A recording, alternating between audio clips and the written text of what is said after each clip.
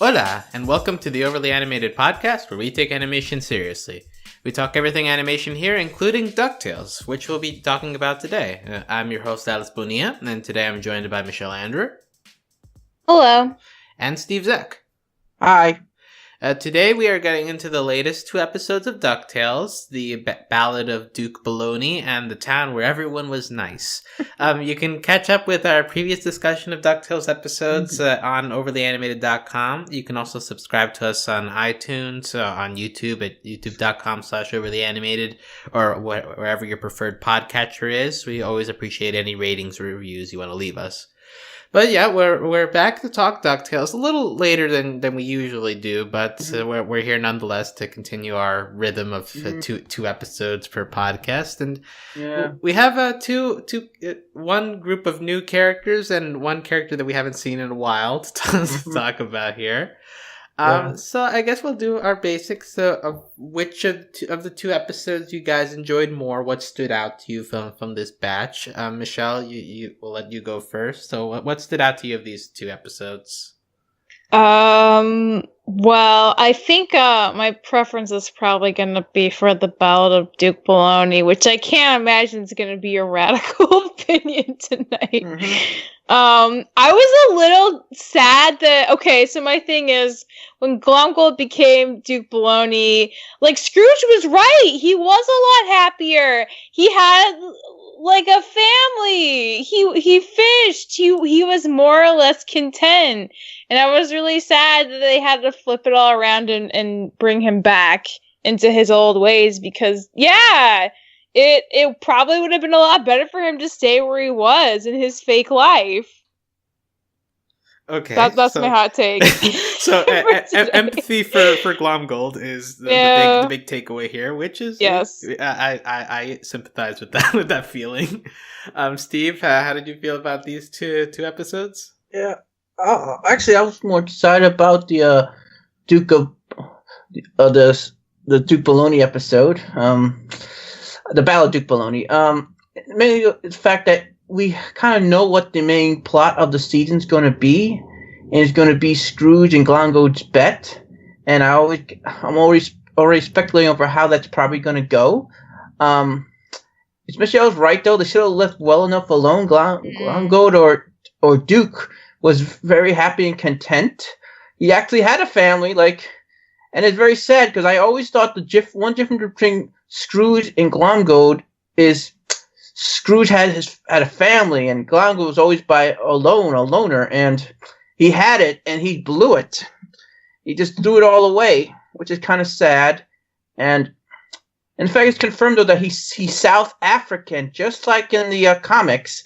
So that's kind of neat. And Scrooge, man, he is really old, man. I mean, he's like a whole I think that's been established. Yes, I know, but compared to Glomgold, he knew Glomgold when he was a little kid. Which again actually makes that whole Goldie episode look a little more weird now because Glomgold was hitting on a woman that's way older than him. So okay, let's not shame people's relationship desires here. But so you also were in love with the Glomgold, it seems, and yes. I'll make it 3 out of 3. I think that the Duke Baloney episode is more by far and away the more interesting of these two episodes. Glomgold, obviously, we know him as the kind of goofy side villain that we never really take that seriously. He's gotten a bit up and up in as the episodes have gone along, and so here it makes it all the more heartbreaking when you finally see him having a happy mood as an alter persona. And then we get this very interesting flashback to him and Scrooge. That's a dynamic that we haven't gotten, them acting earnestly towards each other. And then there's also various sequences in the middle of the episode that are also just creatively interesting to watch, and they're unique. So I think that the Ballad of Duke Baloney is a very strong episode of DuckTales. We'll probably talk about the Three Caballeros one later because it seems like most of what we have to talk about is the Duke Baloney one. So I guess we'll start there. Yeah, that's saying something because I'm a big Donald fan. But I'm just thinking. We'll hold that. Yeah, I just thought of something. I just thinking though.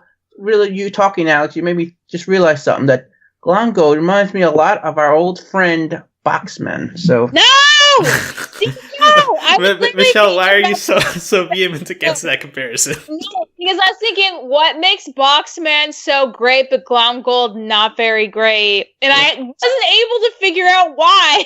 But it's obsession, though. They can never be happy and content. Their obsession with certain things. That's what my comparison is.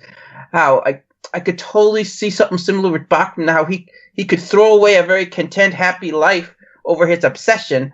It's just like we saw here.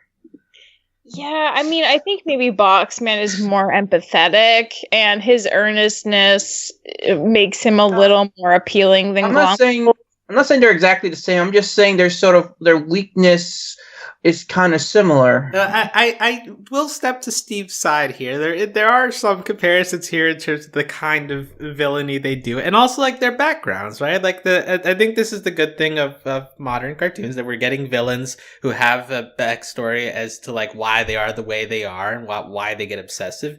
In this case, they both have very long-lasting grudges towards the opposite side. And especially with Glomgold, I really enjoy the way that because the way that he's turned at the end with the sequence of him being a shoe shiner, and Scrooge tries to give him a coin to like teach him a lesson, turning what he had received as a lesson when he was a kid, but like it doesn't work with Glomgold, and just seeing how different the same action can happen depending on other circumstances. Like I found that interesting as a contrast. Considering how this show has framed that in the past. So that's another thing Scrooge can blame on his father. Yeah, I guess so. Well, Michelle, how did you feel about this whole Scrooge Glomgold interaction at the end of the episode?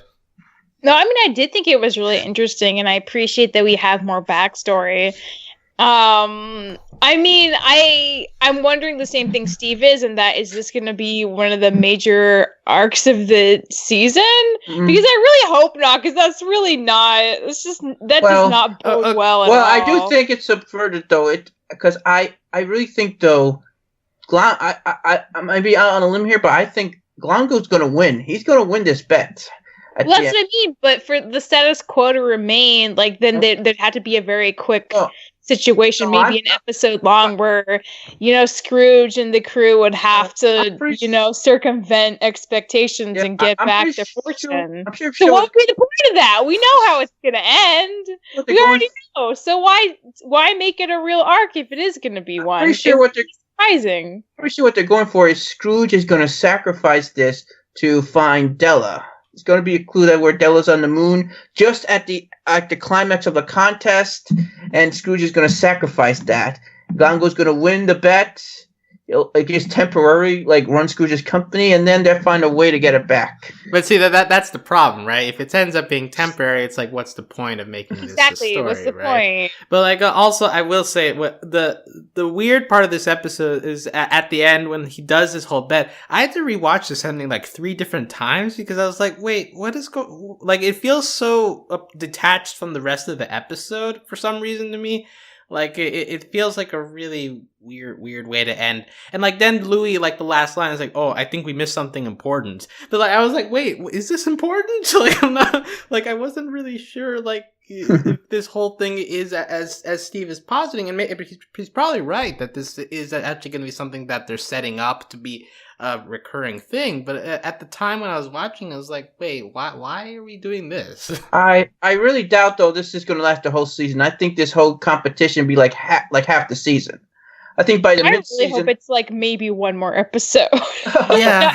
Well, maybe be one more episode where we're focused on that, but I'm sure we're going to go on and off of that for a bit. And admittedly, this does remind me of the episode 1 of this season also ends with Louis opening a business, and we just ended there without that really having much of an effect. So the season does seem to be doing the thing of dropping things at the end of episodes, hoping, and we're left to be hoping that they're gonna pick them up later in the season. But I think episode 1 did a better job at connecting it to the rest of the episode, whereas this one, it feels strange. Maybe because of the fact that Glomgold's persona and Duke Baloney's persona, as we saw in the whole episode, are just so different, so jarringly different. How did you guys feel about his time as Duke Baloney? How did you take a liking to him? Sad. It was kind of tragic, kind of. It made me really sympathize with him. Just realizing, though, what Longo, he pretty much, his obsession pretty much controls his whole life. He probably never had any family, never found love, never found any really content of happiness beyond just his grudge with Scrooge. It made me like the ultimate Team Glongold guy. Okay. Well, I'm not rooting for him to win over Scrooge. I'm just saying, in terms of him being one of the better characters in the series. And as we mentioned earlier, one of the weird details that we add is that he has a South African accent, which I never noticed in the show. But also, if you told me before this episode what is a South African accent sounds like, I don't think I'd be able to tell you. But yeah, they pointed out, and I'm like, oh, is it? Okay, I don't know. I suppose it could be. I don't know either. He doesn't sound anything like Trevor Noah, so. I don't know. Yeah, but not all South Africans sound the same. But at the same time, I would also be like, well, he kind of sounds Australian, New Zealand. Yeah, I thought it was more Australian, honestly. Mm-hmm. Yeah, but just English has a wide variety of accents, and so South African is another one that we are introduced to here. Mm-hmm. But I do like the idea of just Glomgold after seeing him be fake Scottish for so long, and now we finally hear him speak normally, and it's still an interesting voice regardless, so good for him. He's also in this alternate universe. He's become a fisherman with Man and Fisher. Sure. How did you feel about these new characters? Any real thoughts on them? They're great. They're so supportive and down to earth, and they were exactly what Duke Baloney needed. It's terrible that he cast them aside to resume his old form. I love them too, man. They're awesome. It seems all of Glongo's little side pals are just. I really like his henchmen in the first episode of the series, and now these characters. And I'm kind of hoping it's not the same fate as we never see them again. But I like them, and I thought Grey Griffin did a great job as Man of. But she introduces herself as Fisher Person in the opening intro there, and they have that fun dialogue back and forth. It's not confirmed. Are they married or a couple or not? I think they're just.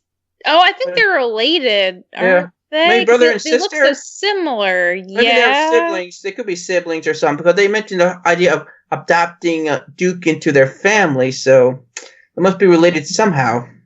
Yeah, and it's like being on the docks, having a family fishing business. That's very, very wholesome. In a way, they remind me of the Sky Pirates.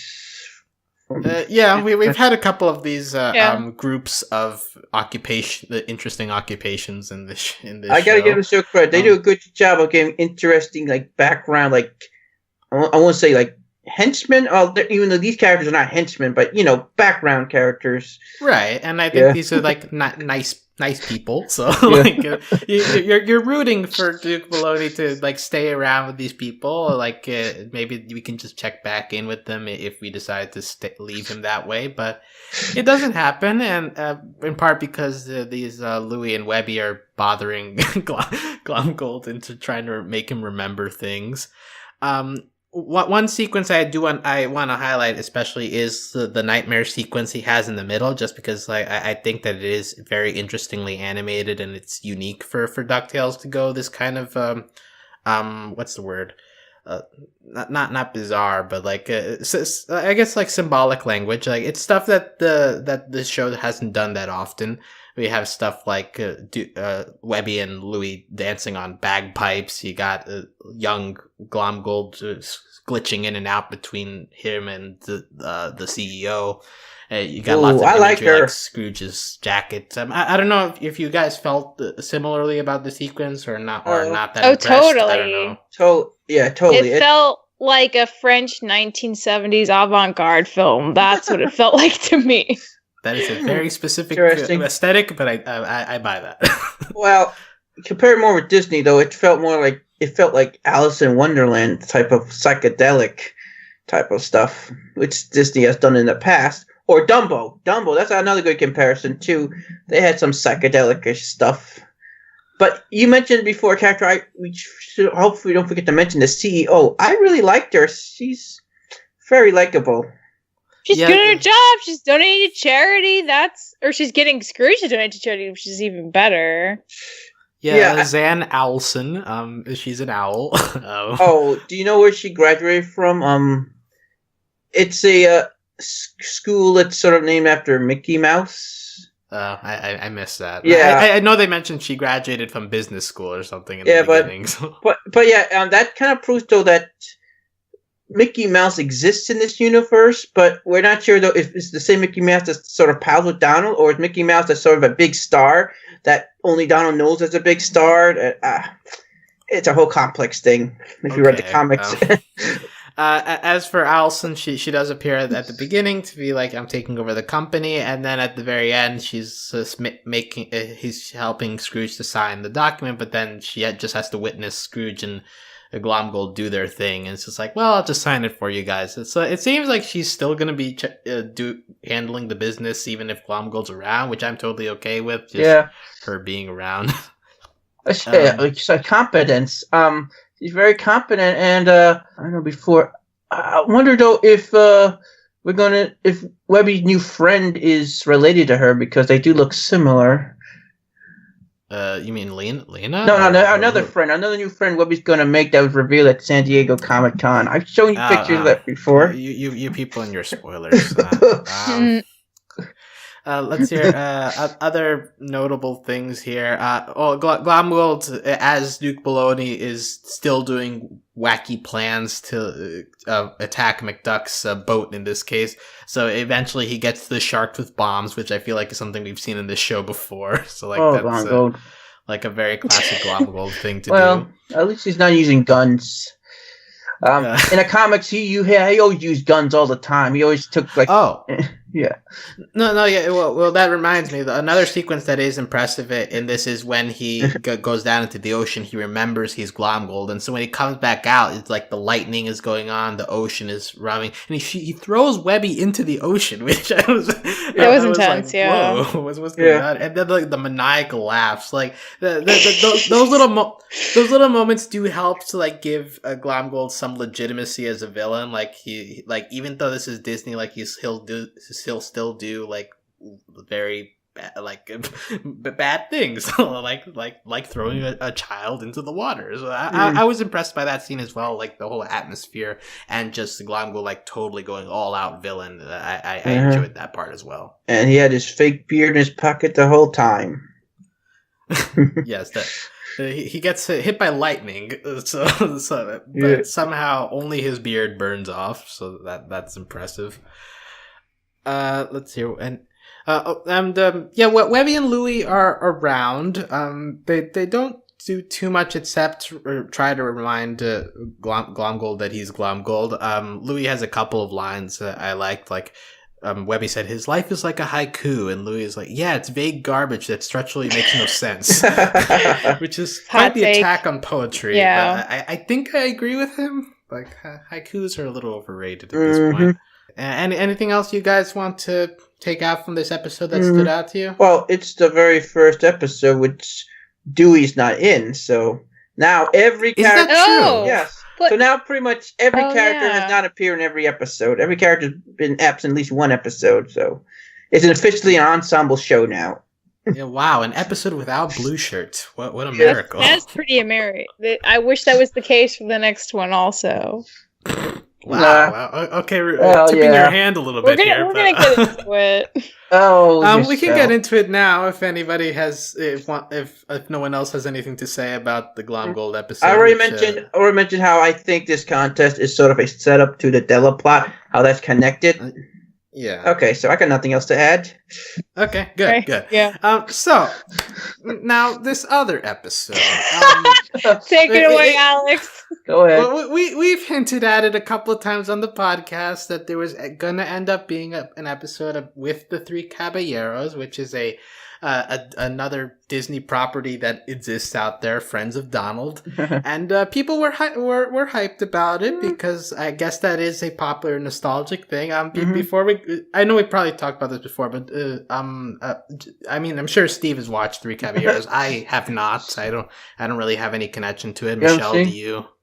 Only the Vegas connection. I haven't seen that in a long time though, so it's. Oh, okay, so you don't have too much nostalgia for this. No, but I do have nostalgia to the idea of Donald having these two sidekicks. I love the idea of Donald, like, for once he's the star, he has two sidekicks, opposed to the old style when Mickey was the star and Donald was one of his two sidekicks. So yeah, check that. Right. Donald's not your sidekick anymore. Well, he's zone duck now. Yeah. Yeah, he Donald has been a popular character for us in the past, so like having a Donald episode in itself is a good thing, I think, on the whole. But how do you guys feel about the three Caballeros in this episode? Michelle, do you have any thoughts? Like with the characters themselves? Oh, the characters and I guess the episode as a whole. We can go into that too. I think the characters were charming and fun. Unfortunately, the episode was really usurped by this just weird Instagram nonsense that you warned me about, Alex. Okay, we can talk about that first, actually, if you want. No, I think we might be mad about it for different reasons, so I really do think we should hash it out. Okay, well, we'll focus on the Caballero stuff first. Steve, how do you feel about the Caballeros side of this episode? It's fine. It was fine. Yeah, I love seeing those two again. And also love though seeing this side of Donald. Throughout the whole series, Donald just been Mr. Responsible, Mr. Adult, Mr. like Dad Donald, and this one we kind of see classic Donald, the Donald I grew up with, the Donald I'm used to, the Donald that would have something like these harebrained schemes, the Donald that really like is short-tempered and just would go all out and not think things through. This is the Donald I love, so yeah. Now, you'll have to forgive me because I don't have much cartoon experience. But to me, like, this almost feels like Donald is playing the character of Daffy, because this feels like a very Daffy thing to do. Like, lie about your background to impress other people. Like, I don't have much connection to Donald, so maybe they were ended up the same character. But, like, this feels like a very Looney Tunes thing. Almost. Well, he has and just done before, last season. Yeah, not really live, but the Gladstone episode, he cared very much over looking cool for Louis in that episode, so we sort of seen that side of him. May not go this far. Fair enough. But like, just this episode in general just kind of annoyed me because it feels like a very boring trope to do, the lying that you are bigger just to impress other people. Like, it's not something I'm that interested in. Yeah. I don't think the episode did anything and we know how it's going to turn out. Yeah, and also the trope of they are all lying at the same time. I've seen that before. Yeah, that's also a trope. Yeah. Yeah, no, and like once again, tropes are fine, but like you got to do something interesting with it. And I don't think that this does much for Donald really, and the three Caballeros. Like, they're charming enough, but it doesn't really help their cause. Well, the part I just found most interesting though, and they really didn't do anything with, and the fact that it was confirmed though that Jose and Panchito, they knew the nephews before they were born. So they must have known Della probably, and they know Scrooge. So they probably maybe they knew something about what kind of relationship Donald had with Scrooge, and maybe they were around when they had that big falling out with the whole Spirit Celine, or. And we can theorize that, obviously, but as you mentioned, this episode doesn't touch on that at all. I know. It characterizes them as like Donald's old college band, and like they like annoyed Scrooge in his garage, and they're just wacky people. So we don't really get any of the like epic things to like look forward to. And Jose was not his flirtatious self. He did not flirt with anybody. I mean, okay, I wasn't talking about that at all, but sure. Yeah, and better off that they avoid that stereotype of Latino characters. Thank you very much. Okay, so good for them. But yeah, so the three Caballeros themselves, I think that there is potential there, as you mentioned. Like, we can go into Donald's past and once again, like, connect stuff to the story that we're interested in, which is the Della story. Like, that would be great, but this episode doesn't do that. And so it ends up just being like a standalone, fun nostalgia thing. But like as compared to other episodes that this show has done for nostalgia stuff, I don't think that it succeeds as much as it had hoped for. And I guess the key piece at the end is like them doing the Three Caballeros song, which I am aware of. Like that's kind of their signature song, and they end up performing it in a way where they attack the plant that's attacking the city, and they like punch people. Donald is really bad at singing. I think that sequence is fine, and it's like funny enough that Donald sucks at singing. Oh man, if only you had. I love his singing. It's amazingly bad. It's like he's screaming. Maybe that's part of the charm back in the day. Exactly. But I do kind of wonder though what John Cheeto Donald would sound like. Wait. One more thing though. This episode is right up there with the other bin as a very dark episode when you think about it. And it's pretty much implied though that this city pretty much was destroyed. Everyone in the city was killed by this plant. And probably all these people, like the plant disguised as, are probably dead people, like people that once lived there, and now they're dead, and now the plant using like their faces to disguise itself. At least that's the way I think about it. So, right, and I agree that the imagery of when the humans turn into the plants like that's a fun imagery to use. I don't think that it was used enough. Like we're cutting back between them and then the Three Caballeros fighting, and then we cut back to the kids getting eaten by the plant, and then we cut back to inside the restaurant. So I think that they kind of like try to juggle stuff that maybe distracted us from that. But it was impressive for the moments that we got to see the plant stuff happening. Well, I do like the Three Caballeros and their plot better than the other plot in this episode. I think Jose Pacheco were better than Blue Shirt and Green Shirt. Definitely less annoying. Let's talk about this, okay? So the B plot of this episode is that Webby is impressed with the town and like wants to learn about the history of the town, but Dewey is one of these dang millennials who only look at stuff through their phone and Instagram things all the time and don't experience nature in its natural habitat. So that's pretty much the story. And then at the end, he's like, "Okay, I'll just delete the photos and whatever." Oh man, it doesn't do anything. That doesn't mean anything. It's just complaining about kids and their phones. Like I don't know what the point. Don't we have a villain that is pretty much acts like a millennial anyway? Yes, we already have that. And what I honestly don't get is why like Webby, who is the same age as Blue Shirt, is the one saying, like, you need to experience the full... That is something a 40-year-old person would say. That is not something a Webby-year-old person would say. And that was the most egregious mishap, in my opinion. Well, like, we'll make a kid say this, so it'll sound legit, right? Well, no. Well, to be fair, though, she did live a very isolated life, so she didn't really grow up like a normal kid, so...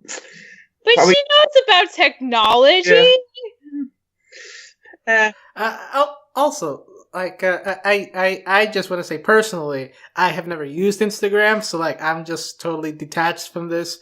Well, like, also all the hashtags and filters, like, it feels very fake social media-y, like, so I don't know if, like, people actually take the time, like, in the moment to do all this stuff, or like wouldn't they just like save the photos and then like post them when they get home at the hotel or something? It depends on the timing. Sometimes you gotta do it in the moment, sometimes you wait, but you don't want to forget. Do you Instagram in the moment, Michelle? I don't Instagram in the moment, but sometimes I tweet in the moment, and that's like very important. It has to be right then before it's the old news.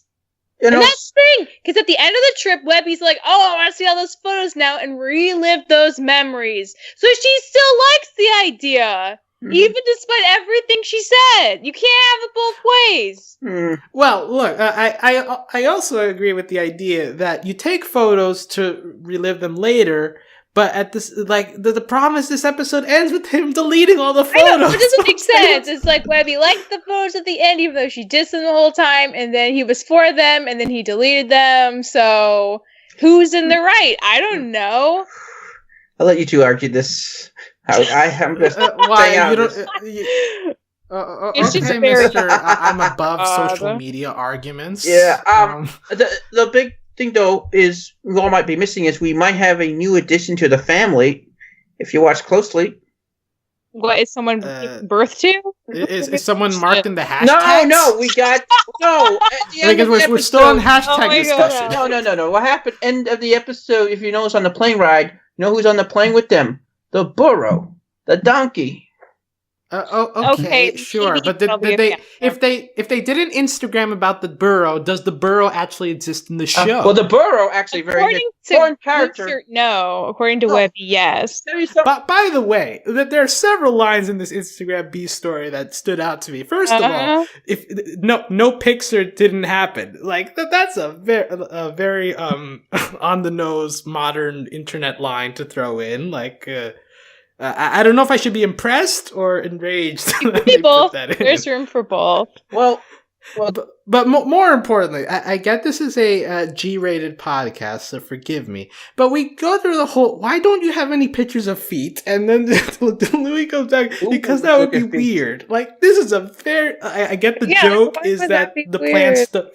The plant people don't have feet, but going through a whole foot picture thing, obviously older adults on the internet will know why this is weird. This is a very weird joke to insert in DuckTales. Well, I didn't even catch that the first time, but thanks for enlightening us, Alex. If you check why I just put this here, it's very. Burro is kind of could be an important character. I see. Historic character. Steve is trying to distract us from this important social media discussion to talk about the burro. She was Donald's pet, like it was like early cartoons. Yeah. Donald had a pet donkey, so sidekick. So I'm kind of wondering if that's a reference to that, and kind of be cool. Maybe Donald can have a little pet, just. Whoa, Donald looked janky back in this. Look at his beak. Michelle is discovering 1940s Disney animation live on air. Jenny the Burrow! I think she's the MVP. I'm hoping, man, if that's a girl and they call her Jenny, please, just for that reference, please show. I believe they gave him a very long fake name in this episode that I didn't write down, so I think that's shot down. Right. Yeah, they're like something Burrito the Third or something like that. Well, so. I'm not sure if that's just the name Dewey or gave. I'm not sure. And besides, if they took it as a pet, they could always rename it. So I have to share this picture of Donald. It's so weird. You have to experience it. Oh, all right. Stay tuned to Michelle's social media accounts to find. There's just for you. Be careful. Oh, it's just for me. Okay, fine. I'm like I'm the kind of authority of Donald Ducks. Look at that scary one. Oh yeah. Okay, I'll give you that. This is a very creepy picture. This might be the screen cap for our podcast. Really sorry the episode though. Confusing people. But yeah, just to confuse people. But we got to put that on Discord at least. But like I said, I'm the authority. I'm one of the authorities of definitely Donald Duck expert of knowing about Donald Duck's history and stuff. So I always catch stuff like that. You can't sneak one by me. One final thing before we move off the social media thing. At the beginning, Dewey is putting filters on his photos, and he pronounces it sepia. I've always pronounced it sepia, but where do you stand on the sepia versus sepia debate, Michelle? I would have read it as sepia, but sepia sounds more legit. So I might have to side with that one. Okay, Steve, where do you side, sepia or sepia? We know you're strong with pronunciations. Sepia. It's easier to pronounce. Okay, and now I feel alone. I thought I was being smart for pointing out weird pronunciations. Mm-hmm. Yeah. Okay. Maybe. Well, once Dewey is the social media expert, so I'm gonna trust his knowledge on filters. Okay. Well, I also felt perhaps maybe it should have been Louis that's helping Donald lie instead of Huey. That's sort of his thing more. Is Louis green? Yes, the green one. See, I'm getting better. They're getting there. One of these days, Michelle, by the time the series ends, maybe when we get to the series finale, you'll get it. Hopefully it'll be in 5 years. Although Steve does raise a good point here. Green shirt Louis is the con man person, so theoretically he should be the expert on faking stuff, but they go to Huey because of the thing. Oh, well, I gotta do my improv badge. That's good enough for the episode, apparently. Like, okay, sure. Scrooge is also in this episode. He has a couple of things to do. He's the one who calls them a college band, and he's annoyed with them and doesn't want to pay for the trip, but he goes along with the lie because he thinks that Jose is going to pay for the trip if they continue lying. So he has to pretend to be an old man, and he like throws out his back in the process, and he's angry that Donald is spending his money. I guess that's a connection maybe to the other episode where he's like now he has to stay rich in order to not lose his company. But I know what you mean by Scrooge pretending to be an old man. He is an old man. He's like probably 200 years old. He did throw his back for real. That wasn't fake. That happened. Yeah, he didn't need to do much work, but like in most of the show, he's a spry old man, and this one he's just an old man. Like, let's see, any other? I have seen online that some people were a little hesitant about how the how Jose and Panchito were treating Donald, because like they go through this whole story like, hey, the crowd beat you on the head with a guitar, and then at the end it's like, oh, when we gave you a concussion too and stuff. Like, I don't know if you guys got any vibe of, like, that just being playful banter, if you got a bit of, like, that being a bit more deliberately than it was. I wasn't offended. I've seen worse. I mean, if you're seeing, like, some of the stuff Huey, Dewey, and Louie does to Donald in the old cartoons, much worse stuff. So, and you see if you saw the way Daisy treated Donald in the Legendary Caballeros cartoon, much worse. So this really, it's nothing. He's fine, and Scrooge is not that nice to Donald in this series in the comics at all. In the comics, Scrooge is sometimes can be outright really, really nasty to Donald. So, like I said, I'm used to this Donald abuse, and this is really nothing. Look, just because you're used to abuse doesn't make it right, Steve. I don't want Donald to have anything happen to give him a concussion. Is that too much to ask? Well, he's how much stuff has happened to Donald, and he's still fine. He's never gotten a concussion, so he's tough.